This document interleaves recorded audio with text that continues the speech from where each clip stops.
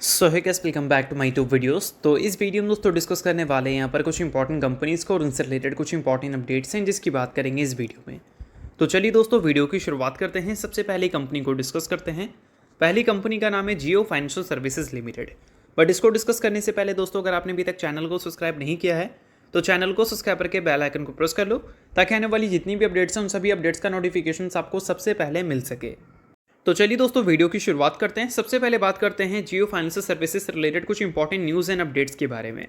सो दोस्तों कल के दिन निफ्टी और जियो फाइनेंशियल सर्विसेज दोनों काफ़ी फोकस में रहेगा और फोकस में रहने का सबसे बड़ा रीज़न है निफ्टी इंडाइसेस का रीशफलिंग। तो रीशफलिंग दोस्तों जब भी हमें देखने को मिलता है तो कुछ स्टॉक्स आपको एग्जिट करती हुई दिखती हैं तो कुछ स्टॉक्स की एंट्री भी होती है। तो कौन से स्टॉक एग्जिट करने वाली है निफ्टी से, तो उसमें पहला नाम आपको ब्रिटानिया का देखने को मिलता है और दूसरा नाम बीपीसीएल यानी कि भारत पेट्रोलियम कॉर्पोरेशन लिमिटेड। अब ये दो स्टॉक जो कि निफ्टी का पार्ट हुआ करती थी, तो ऑब्वियस सी बात है कि जब एग्जिट करेगी तो फंड हाउसेस जो निफ्टी के जरिए इन सारे स्टॉक्स में पैसा डाला करते थे वो पैसा निकालेंगे।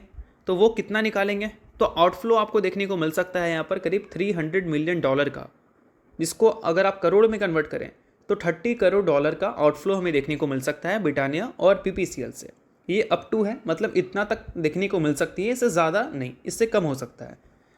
बट इसके रिप्लेसमेंट में कौन सी कंपनी आ रही है, तो उसमें पहला नाम है जोमेटो का और दूसरा नाम है जियो फाइनेंशियल सर्विसेज का। अब ऑब्वियस सी बात है कि जो एग्जिट कर रही है उससे पैसा निकल रहा है, तो जो एंट्री करेगी उसमें पैसा आएगा भी। तो यहाँ पर अपडेट यहाँ पर यह है कि जोमेटो और जियो फाइनेंशियल सर्विसेज की जो एंट्री हो रही है उस एंट्री की वजह से $591 मिलियन की इन्फ्लो हमें देखने को मिल सकती है इन दोनों स्टॉक्स में। अब ये कंबाइंड नंबर मेंशन किया गया है $591 मिलियन। और ये जो नंबर होता है दोस्तों, मिलियन डॉलर की बात करें या फिर करोड़ डॉलर की बात करें, जो भी, वो अकॉर्डिंग टू परसेंटेज होता है कि इंडेक्स में उसका कितना वेटेज है। अगर वेटेज ज़्यादा है तो ज़्यादा आपको वैल्यू देखने को मिलेगा उस स्टॉक के इन्फ्लो में, और वेटेज कम है तो ऑब्वियस सी बात है कि कम आपको इन्फ्लो देखने को मिलेगी। तो यहाँ पर हो सकता है कि जोमेटो का वेटेज और जियो फाइनेंशियल सर्विसेज का वेटेज हमें ज़्यादा देखने को मिलेगा। इस वजह से जितना पैसा निकलेगा उसके कंपैरिजन में ज़्यादा पैसा एंट्री आने के चांसेस हैं। तो इस न्यूज़ को काफ़ी अच्छा मान सकते हैं। बट ये जो सारी चीज़ें हैं दोस्तों, वह ऐसा नहीं कि इस कंपनी के बिज़नेस को फ़ायदा देगी। ये सारी चीज़ें सिर्फ स्टॉक को फ़ायदा दे सकती है। वॉल्यूम्स बढ़ेंगे तो वॉल्यूम जब ज़्यादा रहते हैं तो ऑब्वियस सी बात है कि वहाँ पर वॉलेटिलिटी हमें कम देखने को मिलती है। तो कभी कभी ऐसा ट्रेडिंग सेशन जाता है ना कि कोई स्टॉक अचानक से 5% गिर जाए, क्योंकि वहाँ पर वॉल्यूम्स कम होती है तो मैनिपुलेट करना थोड़ा आसान होता है। बट ज़्यादा वॉल्यूम्स अगर होंगे, लाइक अगर आप HDFC बैंक में 100 करोड़ 50 करोड़ रुपये डाल दोगे तो आप थोड़ा सा भी नहीं ला पाओगे, क्योंकि इसके वॉल्यूम्स बहुत ज़्यादा रहते हैं। तो कहने का मतलब ये है कि जब कोई स्टॉक इंडेक्स का पार्ट होता है, मेनली निफ्टी 50 का पार्ट होता है, तो वॉल्यूम ज़्यादा होता है तो वहाँ पर वॉलेटिलिटी जो है वो कम हो जाती है। तो इन्वेस्टर का जो पैसा होता है वो और थोड़ा सेफ हो जाता है, कहने का मतलब ये है। अब इसके अलावा दोस्तों ये जो सारी चीज़ें हैं वो सिर्फ और सिर्फ स्टॉक के लिए अच्छी है। बट अगर बिज़नेस की बात करें तो बिज़नेस के लिए एक न्यूज़ है जो कि अच्छी रह सकती है अगर ये ऑफिशियल होता है तो। अब आप सभी को पता है कि बजाज ग्रुप के साथ जो अलायंस ग्रुप का आपको जॉइंट वेंचर देखने को मिलता था वो अब ख़त्म हो चुका है और अलायंस ग्रुप जियो फाइनेंशियल सर्विसेज के साथ जुड़ सकती है।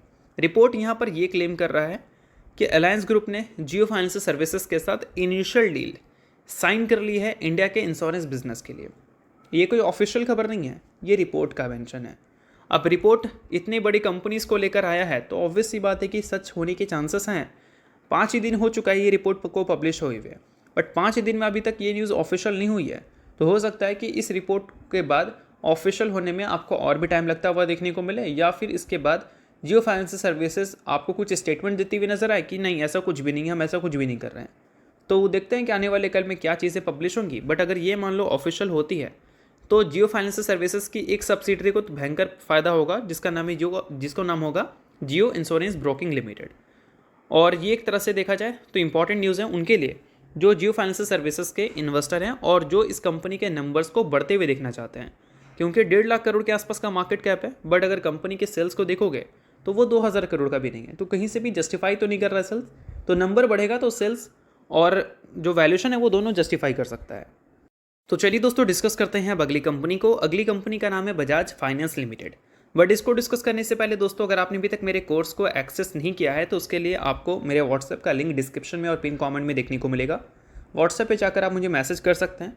कोर्स से रिलेटेड कंप्लीट डिटेल्स आपको वहाँ पर मिल जाएंगी। कोर्स फिलहाल उसका जो प्राइस हमने सेट किया है वो करेंटली देखा जाए तो एक्चुअल प्राइस से अप टू 80% डिस्काउंट पे, और काफ़ी कुछ इंटरेस्टिंग भी उसमें अवेलेबल है, और लाइफ टाइम तक आपको गाइडेंस वगैरह भी मिलने वाले हैं अगर किसी भी तरह का डाउट्स एंड क्वेरीज आपको होती है तो व्हाट्सएप का लिंक आपको डिस्क्रिप्शन में पिन कमेंट में दिख जाएगा।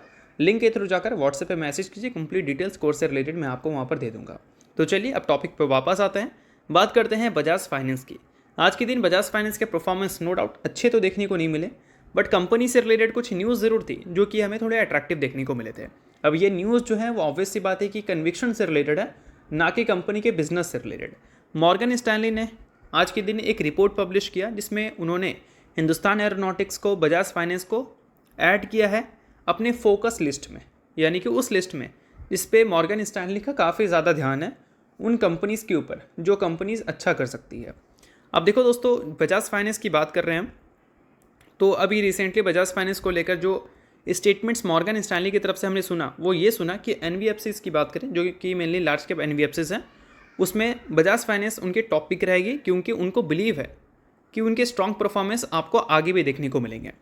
अब ये बिलीव कहीं ना कहीं सच भी हो सकता है, क्योंकि बजाज फाइनेंस जब रेट हाइक्स हमें देखने को मिलता था तब भी अगर नंबर्स देखोगे तो अच्छे देखने को मिलते थे, बट हाइक क्रेडिट कॉस्ट की वजह से कंपनी के जो प्रॉफिट्स हैं वो पहले की तरह ज़रूर हमें ग्रो होते हुए देखने को मिले नहीं हैं।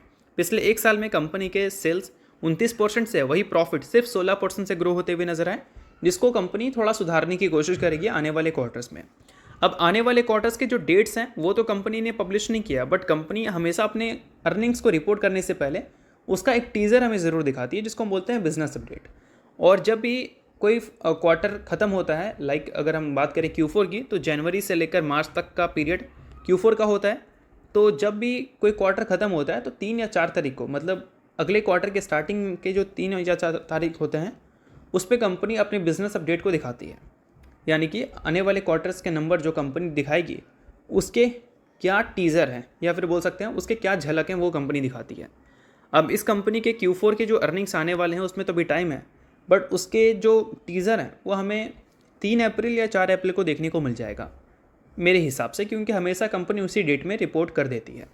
और वहाँ पर अगर कंपनी कुछ अच्छे नंबर्स रिपोर्ट कर दे, मान लो अपने कस्टमर फ्रेंचाइजी का नंबर जो कंपनी हमेशा अच्छा दिखाया करती थी वो एज इट इज़ अच्छी दिखाती है, लोन बुक कंपनी अच्छी दिखाती है, न्यू लोन बुकिंग्स अच्छी दिखाती है, तो कंपनी के जो रेवेन्यू है आने वाले क्वार्टर में वंस अगेन हम 20% की ग्रोथ की उम्मीद करेंगे ईयर ऑन ईयर बेसिस पे।